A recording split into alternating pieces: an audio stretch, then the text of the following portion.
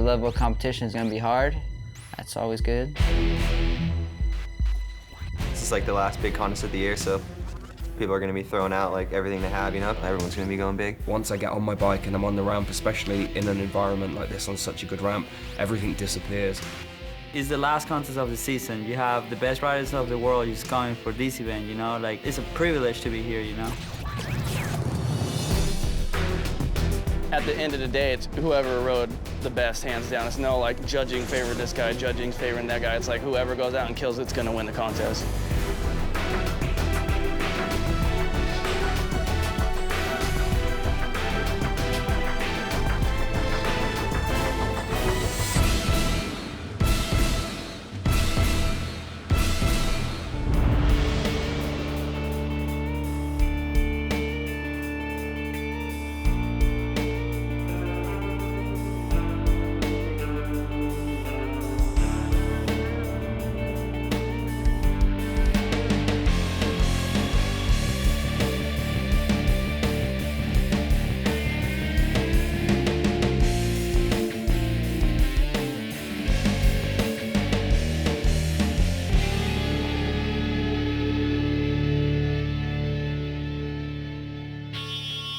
Hello everyone, I'm Jimmy Coleman and welcome to the best of the 2008 LG Action Sports World Championships. In this show, we're going to check out some of the biggest tricks and some of the brightest moments throughout the championships. One thing this event boasts is some of the biggest names in action sports and one of the biggest vert ramps in the world. The LG vert ramp's about 14 foot tall, so out of all the vert ramps we ride every year, to me this is the best one. It's just faster, it's just smoother, it allows me to go high and just gives me a lot more freedom, and I enjoy myself riding it. Some of the guys coming up that I'm really looking out for is definitely Zach Warden from the progression point of view. He has so many crazy tricks that if he ever puts that run together where he puts all of his progressive tricks in there, then he's a definite podium contender. And I think he's going to turn a lot of heads because he's got some wonderful tricks, and he's got a wild style that's so unpredictable. You really don't know what he's going to do next. Zach was one of the first riders in for the BMX Vert Final. Steve Swope and I had the call. On the ramp right now, one of the up-and-coming young riders, Zach Warden. Zach shows a ton of promise in BMX Vert. He's also a park rider and even competes in dirt. Huge tricks like that though, the giant off-the-bike tail whip. Zach's got some original moves too that nobody else is doing. He's known for throwing the bike flip on the vert ramp, and he's also got a crazy trick called the windshield wiper, which is a half tail whip where he swings the bike around and then swings it back the other way, and there's the bike flip. And check it out, fumbling the grab on the seat right there, Steve. Pivots the bike with one hand on the grip. Somehow gets that down. Zach, the only guy pulling that trick off. Glad he's rolling away from that one. He almost fumbled it. Zach Warden with the near miss, but rides away clean. One guy who's had a few nasty slams on the tour, Steve McCann, took a hard one in Cincinnati, was hoping to avoid that here in Seattle. But again, disaster strikes. Spartan runs outside. Whoa!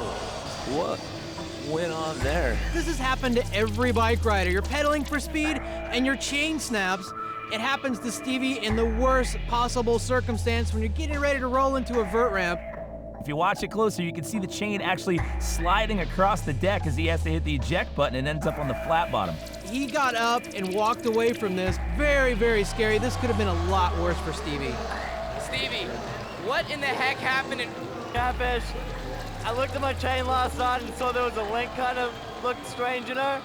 And I was like, I'll check it when I get home, and I forgot about it. And that's what happens when you don't check your gear before you ride. Sometimes you end up on the ground wishing you had.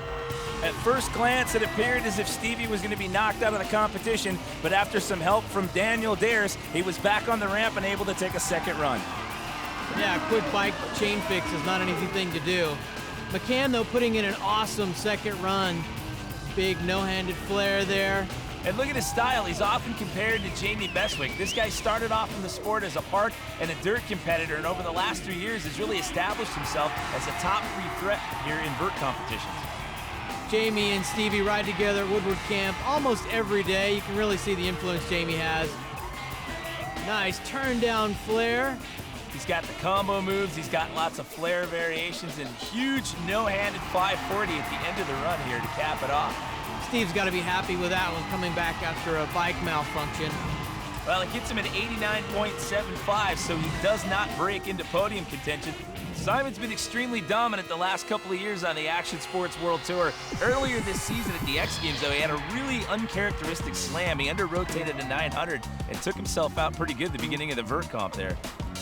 Yeah, Simon's one of the few riders that have ever dialed in the 900. Only a handful of riders ever pulled it off. Simon's got it wired where we can do it almost every run. But I can definitely say Simon has his own unique riding style on the ramp. You can see it's Simon from across the stadium. He definitely has his own unique twist on vert riding. Did you say that he's dialed in the 900? One of the things I've noticed over the last year and a half, he's starting to do tricks out of landing the 900, which was unheard of not too long ago. Nice turn down flare, and he's doing this brakeless. He's got no way of stopping if something goes wrong here in the middle of his run. Simon here throwing the giant 900, 2.5 spins around. He's got it dialed, and he can do it straight into a flare. Like Jimmy said, 2 big tricks back to back. Nobody else has ever done that. Simon's been extremely dominant in years past on the LG World Tour, and after run 1, he was sitting in the lead. 2 riders left to go, and on deck was 2006 champion Chad Kagi. Chad's the only other guy besides Jamie who's ever won this thing. Last year, took a nasty slam practicing in the big air competition at the X Games and broke his right collarbone in several places, and he was just barely up to par last year for this event. Yeah, Chad's come back very strong this year from a big injury last year. He's one of the few riders that have ever beaten Jamie head-to-head since Jamie started dominating vert since the days of Mira and Hoffman. So he's definitely got the tools to do it. That was a nice flat spin flare whip. It's a backflip 180 with the tail whip in the middle of that. And that was a pretty high one as well. This is a very, very strong run for Chad. Yeah, lots of back-to-back tricks, high degree of difficulty. Chad's super smooth. And he definitely has his own style of riding the ramp. He's taken his park and dirt experience and really adopted it perfectly to vert. And Chad throwing down the gauntlet there and putting together a full pull for his first run here in the vert final. That would bring up Jamie Bestwick at the end of round 1, and the guy has been on a tear this year. Won the overall Dew Cup this season, won the X Games, and all eyes are on him here. Jamie is virtually unbeatable when he's on his game. And right now, I think that's the coolest trick in BMX. It's an alley-oop downside whip. And for those people out there watching Jamie, this is absolute vert perfection. Every rider in BMX turns their head to watch Jamie ride anytime he drops in. It's just unbelievable what he does on a bike. And it's hard to tell from that perspective. You don't get a feel for how high he's actually going. Those railings up there on the ramp where the signage are, those are 8 feet. He's easily over those things on every single wall. And you talked about the downside tail whips. He does downside tail whips so high. And look at this, a huge alley-oop 540 drifting almost across the entire 60-foot wide ramp. And he does that alley-oop 5 straight into that downside whip with a little extra twist and an X up there. That's exactly why Jamie's dominating the ramp and rocking out here in Seattle. And he throws down the smackdown and earns himself a score at 93 to put him on top at the end of round 1. And that first run score was all he would need to stand atop the LG Action Sports World Championships podium once again. Jamie Bestwick with that 93 flat, claiming his 5th ever BMX vert title on this tour. Chad Kagi walking away with the silver, and Simon Tabron taking home the bronze. Do not even think about changing that channel. We've got plenty more action here on the Best Of Show. Still to come, BMX Street. We've got both skateboard events, the inline events, and of course, freestyle motocross when we come back. The LG Action Sports Best Of Show is brought to you by LG, Life's Good, and by BFD.com. The biggest names in action sports are at BFD.com. We're back here behind the scenes with Morgan Wade. Morgan, looks like you're doing a little bit of training. Is that what's going on here? Yes, freestyle exercising. I'm practicing all my box jump tricks, like the no foot can seat grab. Beautifully executed. Suicide, tuck no hander, Nathan Williams, gut lever. Oh my gosh! You go higher when you put the seat up higher. I'm gonna get out on the course in a minute. Working the bunny hop skills. Bunny hop 180 is the hard one. Oh my God. I'm gonna go with a 9.5 out of a possible 10. Excellent run for Morgan Wade. Combined lots of hard tricks, did a bar ride in there, went for the 180. Thanks, man. Good job, good job, good job, man. Trained hard for that. Welcome back to the Best Of Show. We switch gears from the vert ramp to the park course. This year, instead of 10 finalists, the cut was only to 8. Each rider got 2 runs. It was best run counts, and Daniel Dhers was our top qualifier. Last year was a pretty big surprise for me to take home the win. I never expect to win when I go into a contest, and I just kind of ride and have fun, and it worked out. It was awesome. Well, last year I remember I was watching Morgan ride, and I was like, man, he's doing some big stuff. And then his second run, when he did everything, I was like, well, I'm gonna try. I don't know if I can take him, but let's see. And he ended up winning, so now I've been joking with him the whole year, like, hey, I'm coming for you, I'm coming for you. The course a lot smaller than in years past at this event, and that meant that the park course was a lot smaller, and that did not fare well for 2007 champ Morgan Wade. Morgan's the kind of guy that needs a big, wide-open course to get a lot of speed and do a lot of his crazy transfer lines that he's known for. Space was pretty tight here. He tried making the most of it with a Superman seat grab into a flare, but the hitching post did not agree with him in either one of his final runs, trying to tail whip to ice pick up on top of that thing and was not able to hang on. Everybody was looking for the big battle between Morgan Wade and the 2006 champion Daniel Dhers, and Morgan Wade would find himself at the bottom of the pack after both of his finals runs. And that would leave the door open for some of the veterans as well as some of the up-and-coming talent. That would bring up the youngest competitor in this park final, only 17 years old, out of San Diego, California. It's Dennis Anderson, and it's a very tight course, and it's predominantly transitions here, not a lot of wedges, which lends itself to the big box jump style tricks as opposed to the technical stuff. Nice flip, tail whip there from Dennis. A lot of the veteran pros say Dennis is the future of BMX. He's got everything he needs to stay up there with Daniel Dhers. Nice combo move there, the bar spin to tuck no-hander there, 2 tricks in 1. And again, just like Rob Darden, he's flowing through the entire course, and you don't see a lot of setup tricks out of him. Not a lot of blank walls here. There's something on every obstacle. Nice little original move here. 180 nose bonk, rolling it out backwards. Great run for Dennis. He's always smiling. That is Rob Darden right there. And Steve, this guy's really had an impressive season. Walked away with a silver medal performance at the X Games in the Super Park competition. Here in the BMX Park Finals, he was all over course and flowing through things pretty well and looking pretty solid. It's exactly what Rob does well. He doesn't make any mistakes. He's got a big variety of tricks, and he's super consistent.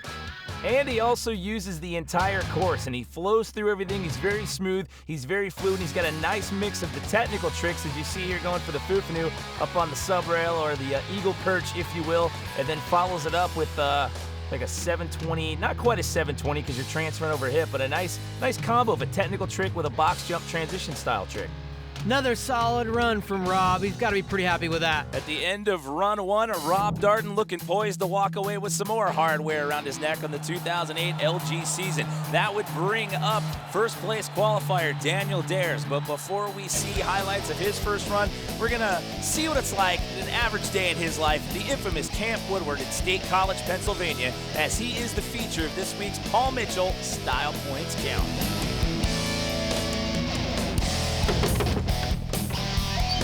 Hey, what's up guys? Wanna come see my room at Woodward? Check it out.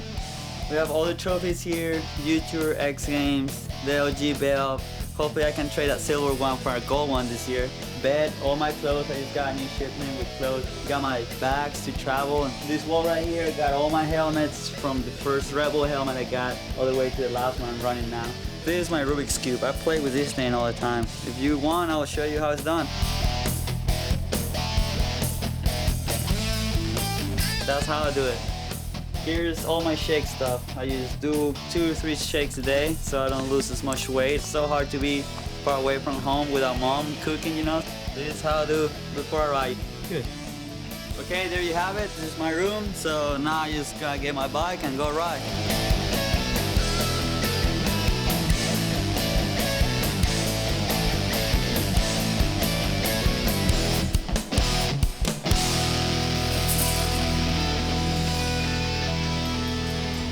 Well, that's my day. That's the day in the life of Daniel, just the life here at camp. So I hope you like it, and thanks for coming out.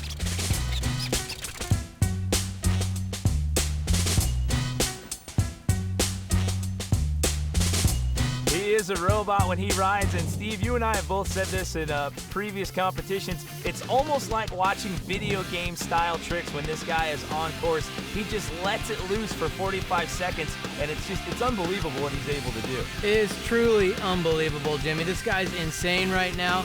Everything is big, original style right there on the 720 with a can corked out. He's almost upside down. So much stuff going on when Daniel rides. I don't really have a secret. I just like to ride my bike. It's not like I try to learn the groundbreaking trick to win that contest. I just want to learn tricks. If I'm already halfway through my run, it's like, you better hold on. You better not give up now. Like, the hard part is already done. Now you just try to keep consistency, you know? So, I don't know, I guess, but the main thing is definitely just liking to ride my bike. And again, space is very limited here in the arena floor, and once you come out of these tricks, you don't have a lot of room to think about setting up for the next one, and he's spot on every single trick. Daniel pretty much on autopilot, just firing off everything. Whatever he's doing, the other guys need to catch up because Daniel owns it right now. So Daniel Dhers poised for the win. Rob Darden, round 2 highlights. We talked about space being an issue on the course and having tight transitions to work with. That was not a problem for Rob Darden throughout this entire competition, whether it was prelims or the finals. You just see him flowing over every single section of the course here with a picture-perfect double tail whip over the box jump. And he would actually up the ante from his first run and get a score of 90 flat. That would put him in a tie with this guy, 17-year-old Dennis Anderson. So the pressure was on in his second and final run. Starts it off with a foot jam nose pick, then follows it up with a triple tail whip. That is 3 revolutions of the frame of the bike. He looked like he was going to answer the call, but then it all goes south right here on a backflip tail whip. And that would mean it would all come down to their second run score for the tiebreaker. He's got a 90 flat for his first run score. Rob Darden's got a 90 flat for his second run score. Those guys are tied. So what it goes down to is your other run score. Rob's first run score was an 89.50, so Dennis needs that or better to get the tiebreaker here. Otherwise, he's walking away with a bronze medal tonight. And he also needs a 92.75 if he's going to try to best Daniel Dhers. I would have to think that with the fall, he's not going to catch up to Daniel. But did he have enough in that run to take out Rob Darden? It's going to be close. I'd agree with you, Jimmy. It's not going to be enough to take out Daniel, but tough one for second and third. He gets an 88.50, and that is going to send him home with a bronze medal here. That means Rob Darden's going to walk away with the silver, and we've got one guy left to ride, and that means last year's silver medalist, he's going to trade up this year and take home a gold medal from the LG Action Sports World Championships. 92.75 was his winning run, and this is basically a victory lap. Daniel never won to phone it in, though. Look for him to do some big tricks here. And as you say that, look at a can one-handed corked 720. Yeah, one of Daniel's signature moves, locks that one down. Big double tail whip, 3 over the spine. Just everything is spot on with Daniel. And again, keep in mind as you're watching this is a guy who's already won this competition, and look at the things that we've seen out of him in the early part of this run already. As we said it earlier, video game style tricks. Seriously, live action video game from Daniel. It's absolutely insane. Flare whip on a mini ramp quarter. That's just not done in BMX. Especially on such a tight transition. That thing's only about a 4 or 5 foot quarter pipe right there, and just firing up. Look at this, no foot of can, tail whip. It never stops. Pick your highlight reel with this guy. So riders, this is your blueprint for 2009. Watch this one and learn. You guys got to step it up to hang with this kid. And at the rate he's going, I would have to say that he's going to best his first run score. He just did a corked 720 over the spine. Are you kidding me? You know what's so great about Daniel? He has such an awesome attitude. He's the most humble guy. So happy to be in the U.S. doing what he loves to do on his bike. I'm guessing this is going to be a better first run score, and it is 94.25. He best himself by almost 2 full points. Congratulations, Daniel Dhers. Daniel Dhers, you've just won the contest, and you have ended your complete season of domination. You've won every major BMX contest in 2008. I'm so happy, man. Like, I won with the first round, but I was like, I still want to up. I want to do tricks I haven't done the whole year, you know? And like, you've been calling me out on the one-hander can 7, so did that one for you. You won every contest in 2008. How are you going to up it in 2009? I guess we'll have to wait and see. I just thinking longevity, you know? Like, I just want to ride and try to be on top as long as I can, like Mira and Nyquist's done, you know? Well, you're on your way. Congratulations, Daniel. Another amazing season. Champion, Daniel Dhers. Daniel walks away with his second LG Action Sports gold medal and world championship title in 3 years. When we come back, it's the best of freestyle motocross.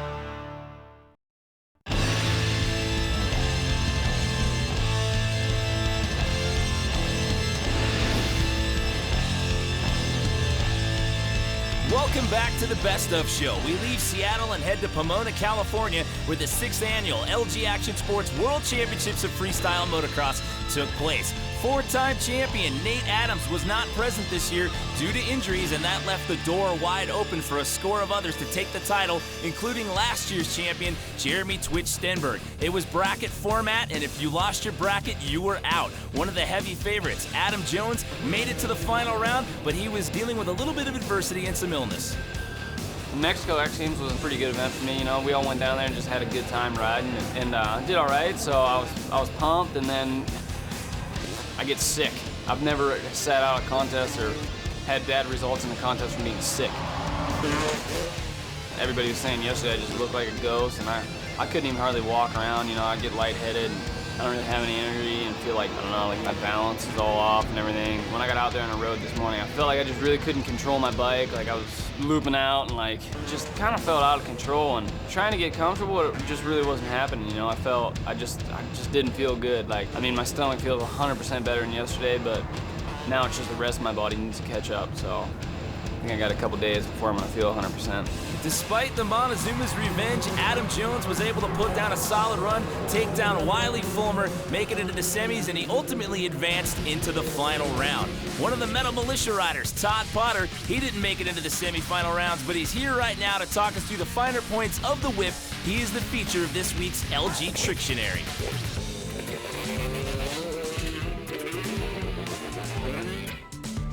What's up? I'm Todd Potter. Every time anybody ever comes up to me, they ask me, how do you do a whip? So basically, you go up to the ramp in second gear.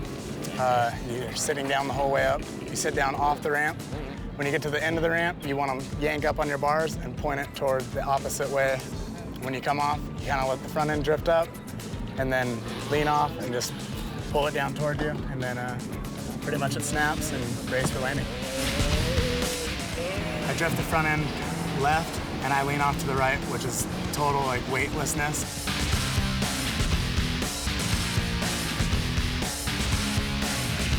And then when I feel that, I pull the bike down toward me. It feels really cool though when you're doing it.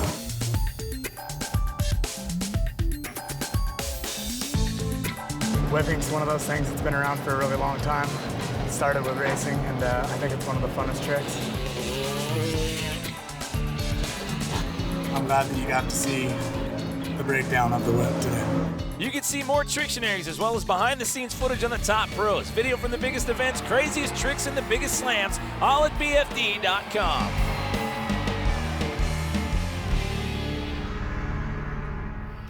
With Twitch and Adam Jones already in the finals, there was one more bracket in the semis round. It was Bo Bamberg up against heavy podium favorite Jeremy Lusk, but Bo Bamberg would not go down without a fight. Cameron Steele and I had the live call.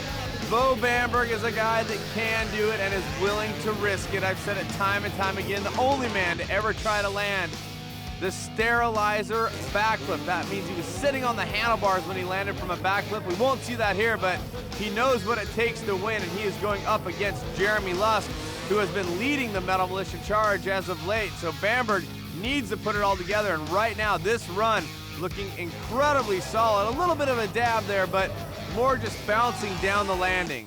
You said he's going up against Jeremy Lusk, who's been on a roll. He got the gold medal at the freestyle comp at the X Games. He followed it up with a gold medal at X Games Mexico. This matchup here is going to determine who's getting that third and final spot in the final round. He lets go, and it's drifting to the right and away, and to grab on a little earlier than he wanted to, but still a very solid run going down. Let's not forget that Lusk also got the gold medal at Best Trick.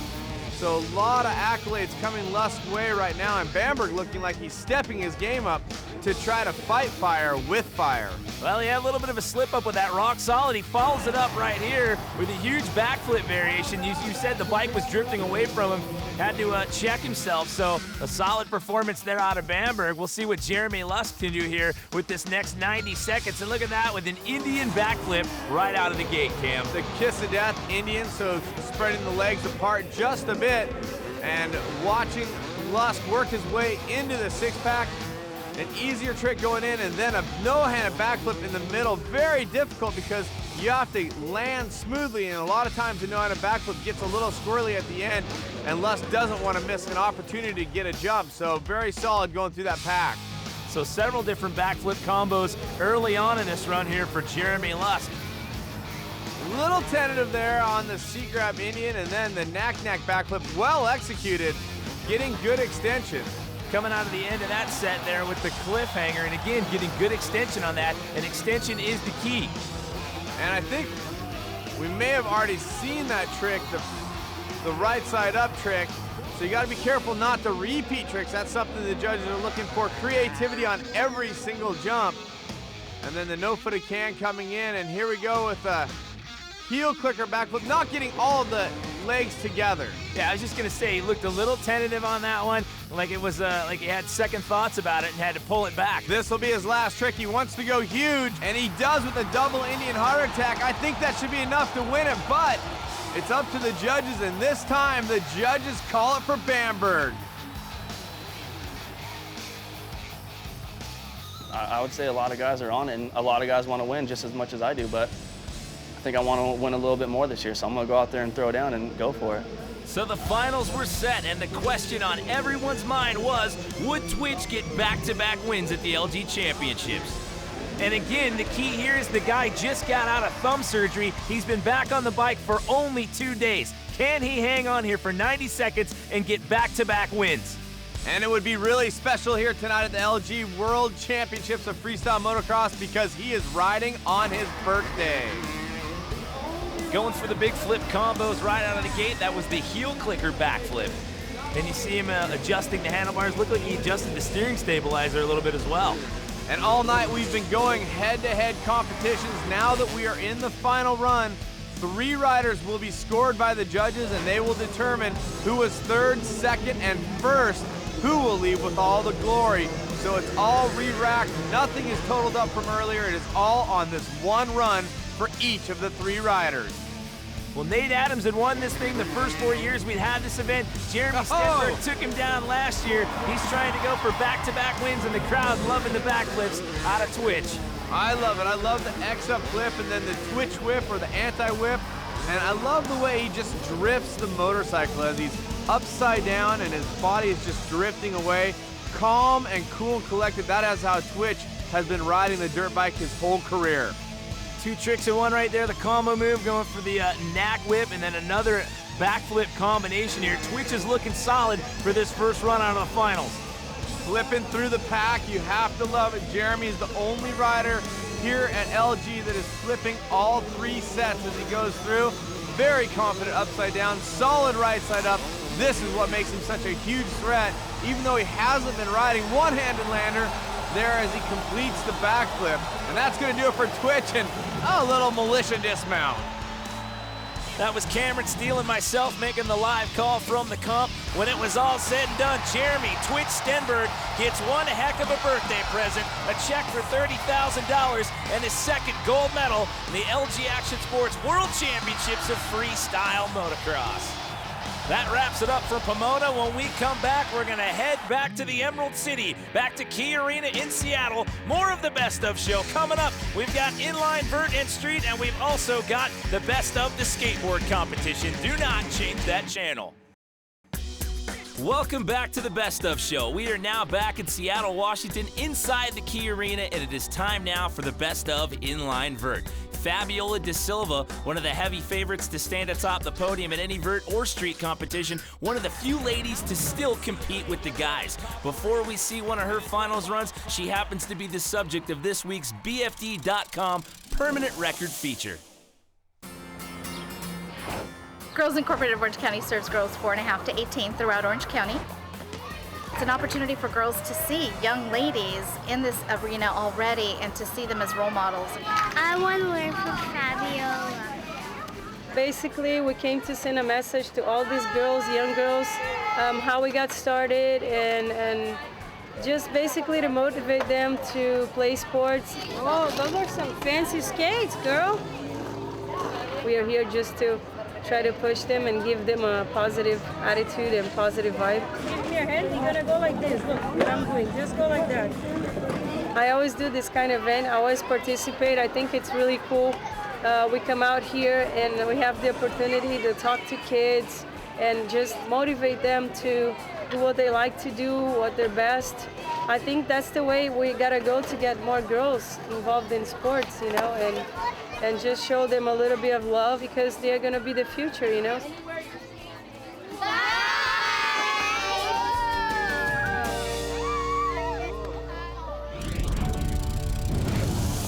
And right now we're going to take a look back at run number 1 of the vert finals for Fabiola. Mark Shays and Arlo Eisenberg had the live call. This year, the Yasutoko brothers are not here, and that leaves the door wide open for other talent to take the top 2 spots. Fabiola da Silva got so close so many times at this event. You know, we've been getting on a lot of guys so far for having low amplitude, but Fabiola not lacking in that department here, going very high for the first several walls. She had that huge flat spin at the height of one of her biggest airs. One thing you can never say about Fabiola is good for a girl. I mean, she has all of the tricks that the best skaters out here have. She's got the double backflip. She's got the 540 flat spin. She's incredible on the coping there, just losing it a little bit, but keeping her run going. You know, and she looks really good skating. She is a powerful skater. Her airs are big and strong. She's just a top contender. Great run. Yeah, and she started high. I mean, look at these first 3 tricks. Big 540, and then she goes right into really what is the highlight of her run, the flat spin 540, still with good amplitude and very solid. And look at how much distance she covers on the ramp, always carving, big floaty airs. It just makes the skating in the run look so good. And here she was on the coping, alley soul, but then she dropped. Fabiola da Silva, then the crowd loves that.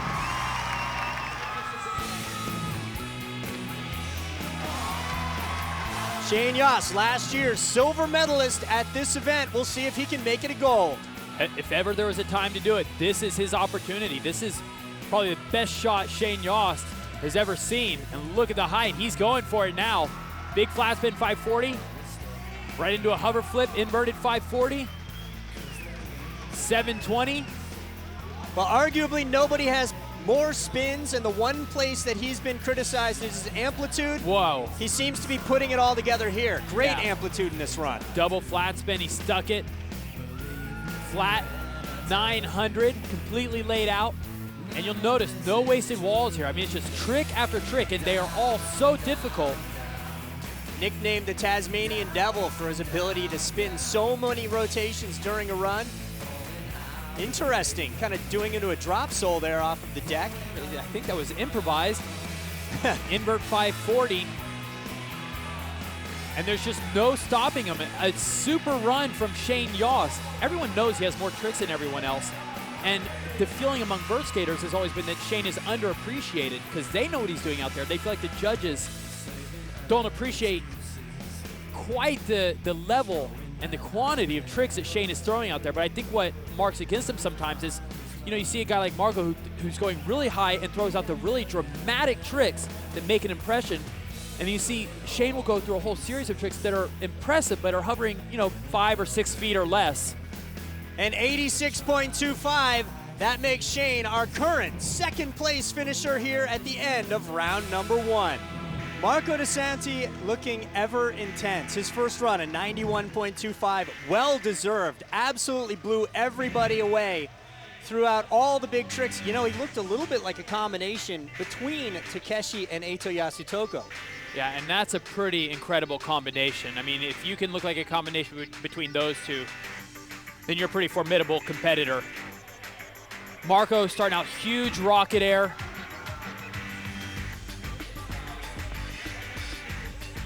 Swinging Huge back, Viking yep. flip. That's Takeshi's big signature trick. Right into the double flat spin, right into a switch double flat spin. I mean, that sequence of tricks right there is so incredible, so mind-blowing. It's off the charts in terms of difficulty, and the fact that he can land each one of those tricks high enough to go right into another super, super difficult trick. I mean, I can't say enough about this guy's skating. There's a 540 flat spin. Some people are using that trick as their highlight trick, and he's just throwing it out there as a filler. Double backflip, maybe third, maybe fourth most difficult trick in the run. Unbelievable. So yet another run to show you that it wasn't a fluke the first time around. Yeah, to do what he's doing and to do it as consistently as he is doing is just unbelievable. Even the very first trick we showed you, the huge rocket air, I mean, the difficulty on that one's not so high, but the fact that he does it with such amplitude and such style, I mean, I just can't say enough about his skating. I'm so happy that he's back on the tour, and it is a huge boon to vert skating to have Marco De Santi back competing at the top level. The time away did nothing but made him better. Marco De Santi, another 91.25, still our current leader. It is going to be very difficult for Mark Engelhardt or Shane Yost to catch him. That was Mark Shays and Arlo Eisenberg with the live call. That was the end of round one. However, Mark Engelhardt and Shane Yost were not able to catch him. Marco De Santi, after a several-year hiatus from the LG Action Sports World Championships, finds himself on top of the podium with the title of World Champion of Inline Vert and a gold medal. Shane Yost stepping it up to take the silver, and Fabiola De Silva walking away with the bronze. We take it from the top of the vert ramp down to the street course as the Best of show continues. The Best of Inline Street. There was a big format change for 2008. In the past, it's been a two-run format, best run counts. This time around, there was a jam session. We had a jam prelim, and then there was a jam final. You weren't scored on how you skated in the entire jam. It basically broke down to a best trick competition. It was 19-year-old David Sizemore who would walk away with the bronze medal. He was flowing all over the course, backflipping off the deck of the box jump, but the big standout for him was a 12-foot backflip off the sub rail, too flat, and it earned him a bronze medal. French skater Stéphane Alfano had a very, very heated final. Actually, it came very close between him and Frankie Morales, but Stéphane walking away with second best. He got the silver medal. A little bit of controversy. He wasn't happy with the ruling, but the judges felt that Frankie Morales edged him out. The big trick for Frankie, the Miami Firecracker, he launched himself off the deck of the vert ramp with a 540 coming in fakie on the quarter pipe. Stéphane did the same thing, but Frankie did it first, and the judges felt that Frankie Morales did it better. So when it was all said and done, it was Frankie Morales that would stand on top of the podium and walk away with the title of 2008 LG Action Sports World Champion of Inline Street. Amazing runs, a big win to cap off your year. What does this mean for you? It's good, man. I was financially messed up right now. 10G's is really good right now, so, thanks, LG. Talk to me a little bit about your fan club. You got a huge group of people that are screaming their head off for you every single run of yours. Well, it just happens so every LG competition, I always get like either 11th or 12th and just make it. So this year they're all supportive, and Happy's really the one that always wins. He won 3 years in a row, and he's on my team, so he started the whole thing. So it's all good. Party time tonight? All day. Still more action yet to come on the Best of show. When we come back, the final two events, Skateboard Vert and Skateboard Street. The LG Action Sports World Championships has been brought to you by LG, Life's Good, and by ASA Entertainment, the leader in action sports event production. Visit asaentertainment.com. Welcome back to the Best of Show 2008 LG Action Sports World Championships. Time now for Skate Street highlights. Big format change this year. Instead of two runs, best run counts, it's a jam session this time around, and Paul Zitzer had the call. Here we're taking a look at some of the highlights. Rodolfo Ramos with a hard flip down the stairs. Incredibly difficult. And a backside 5-0 down the hubbit. Look at the landing. He breaks the tail off of his board. But he does not miss a beat. Looks to his buddy, hey, give me your board, and he is back for more with the frontside 180 switch crooked grind down the rail. That's a hard trick to do on a curb, much less a 12-stair handrail. It's just like they teach you in skate school. Jeremy Rogers coming out with switch stance. Frontside 5-0 down the hubba, followed up by a backside 5-0. Nollie backside 5-0. He really went at these ledges. Switch stance, frontside tail slide down the hubba, and then he moved on to the handrail. Frontside board slide, feeble grinding it. Any trick down that rail is serious business.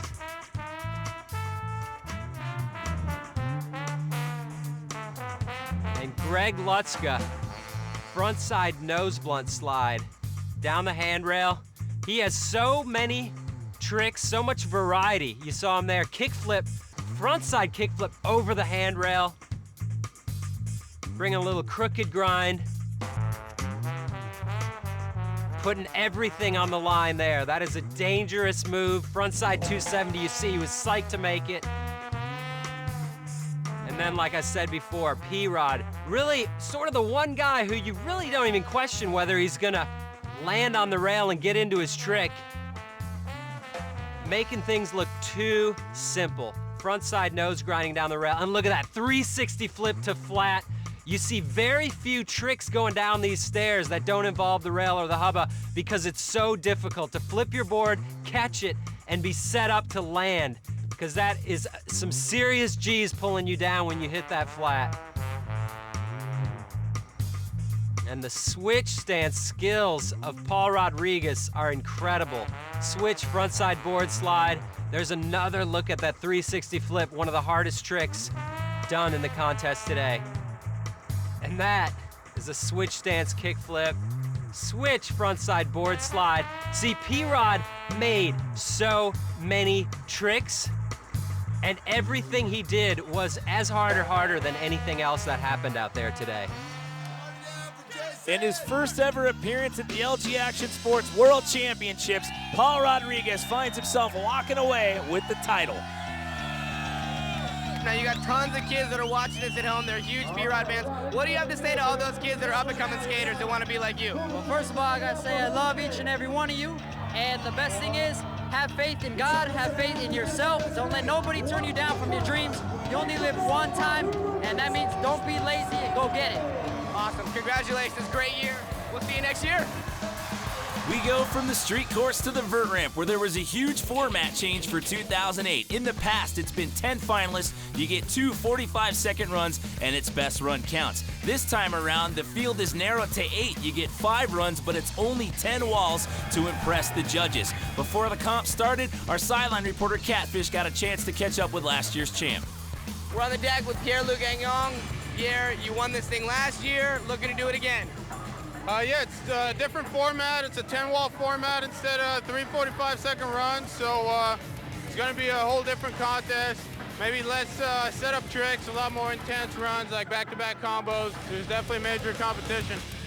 It almost gives it a jam session style feel, and PLG just summed it up. You got to put your biggest tricks in there. There's no time for any setup tricks whatsoever. With 10 walls, you got to get out there and you got to lay down 10 of the biggest tricks you possibly can to try to impress the judges. Paul Zitzer and I have the call. It seems like something got into Bucky's head this year, and there's a lot of guys on the ramp who are throwing up 720s in their runs, and Bucky doesn't have that, and he's feeling a little bit of that pressure to come out with some new tricks that he just doesn't have right now. I've seen him working on the 720 in practice prior to comp. He was trying Indy 720s, but yeah, a lot of guys are hungry right now. Bucky pulling it off at the very end there. That was a switch rodeo 5, if I'm not mistaken. Bucky laid down a solid first run, and you would think that would take the pressure off, but in his next several attempts, he tried to up the ante by doing a 720. He came close a couple of times, but was never able to put it down. I mean, anything that's a final event, you know, like a world champion, you'll get all the best riders instead of maybe some of the best riders and some of the other ones. So if you can do good in one of these, you know that you've definitely gone through everyone. Danny Mayer has been rising through the ranks on the LG World Tour over the last couple of years. He's got the kickflip McTwist in his arsenal. The big change for this year, he's able to throw that thing at will in the middle of contest runs. And here in round 1 of the Skateboard Vert Finals, he would lay it down 3 or 4 walls in. And there it is, kickflip McTwist in the middle of just a banging run. Wow, and then he kept it going, kept putting the heat on. Alley-oop kickflip backside grab, backside 360, signature Danny Mayer style on that, finishing with the fakie to fakie, 540, and then this backside disaster lip slide revert. That's a gamble doing that trick in the middle of a run, but then doing that early in the run. And like you said earlier, after pulling that off, he's still got a good 7 or 8 walls to put together.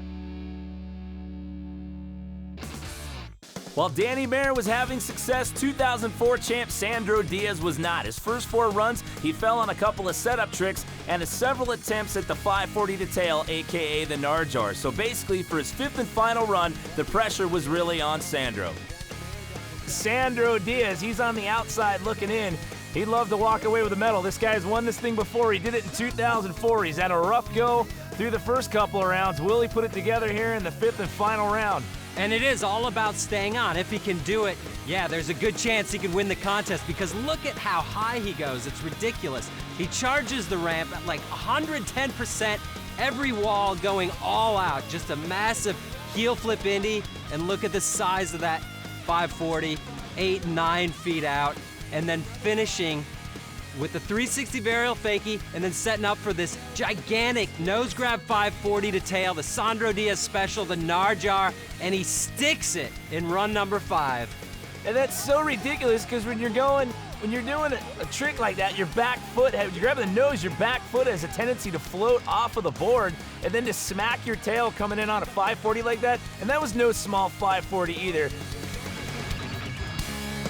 He was able to pull it together when the pressure was on, and with that run, he would edge out Bucky Lasek and put himself in podium contention. That would bring up PLG, who was already in the lead after round 1, and his final run would be a victory lap. Last year's champ and the 2005 champ, no less, in for one last run. And Pierre doesn't want to leave any doubt in the judge's mind as to who should win this contest. He dropped in 360 flip mute fakie straight into a 720, and then he just keeps putting the heat on. Trick after trick, Pierre is the best. And keep in mind, he's doing all this with a strained neck. You saw him getting ready for round number 2. He looked like he was in a good deal of pain there, and he's just laying it on thick right now. Like you said, Paul, he's leaving no doubt in the judge's mind right now, and you can see by that reaction he is amped. He wants back-to-back championship titles here. When it was all said and done, it was the 2004 champ, Sandro Diaz, who would find himself in the bronze medal spot, just edging out Bucky Lasek from podium contention. Danny Mayer with his best ever finish at the LG Action Sports World Championships, taking the silver after laying down the kickflip McTwist. But again, it was PLG standing on top of the podium once again in 2008, taking home his 3rd LG World title of Skateboard Vert in the last 4 years. That officially wraps it up for the Best Of show. To find out more about the event and the athletes that were there, you can log on to lgactionsports.com. I'm Jimmy Coleman. On behalf of myself, Paul Zitzer, Steve Swope, Catfish, Tess Sewell, Cameron Steele, Mark Shays, and Arlo Eisenberg, we thank you for watching. We'll see you next year.